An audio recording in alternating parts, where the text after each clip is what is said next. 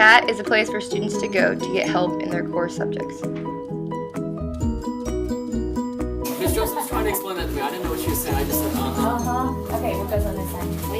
It's the same as that one.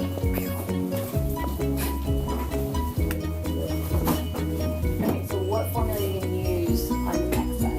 That side, is it like three additional times, no VX times? The Testing Center is a room where kids who have learning differences can go to have their learning accommodations met.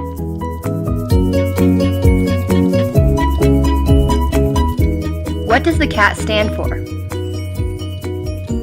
Center for Academic Training. M is for Center for Academic Training, so it's teaching students to be academically successful. How did the C.A.T originate? I think the story is that we are a pre-AP school, and we knew that not all kids were going to be ready to just jump right into pre-AP. So in order to have supports for everybody, to make sure everybody is successful, we created the C.A.T. What is your job as a C.A.T teacher?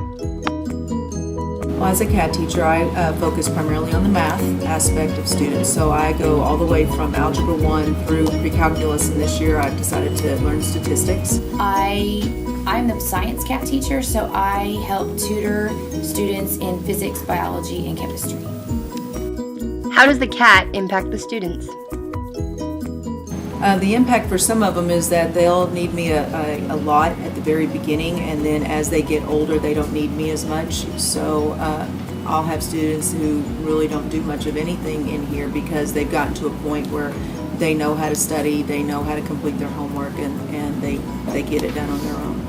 I have the advantage of not having 30 kids in my class. I have like 5 kids in my class at a time, or maybe up to 10, but there's more time for individual instruction, so I can look at a student's work and say, oh, I see where you went wrong, and I see what you didn't understand, and then I can start from there, rather than just teaching a whole group of people. I'm not the direct instruction, I'm more like individualized instruction.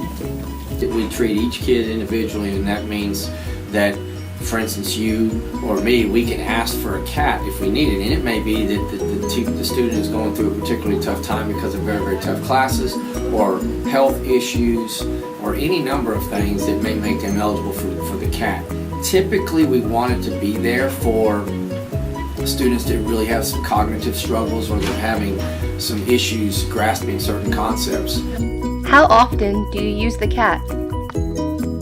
Depending on how many tests I have in a week, I sometimes go in there at 7:30 in the morning to get help with math till my class starts.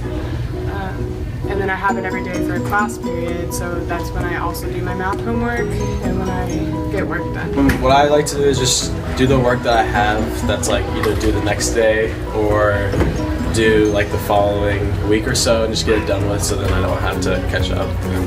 What do you like about the C.A.T? Well, I don't really have a C.A.T as a period, but I do come here a lot because Larry is really helpful with just like teaching stuff, whether you need homework or like test help.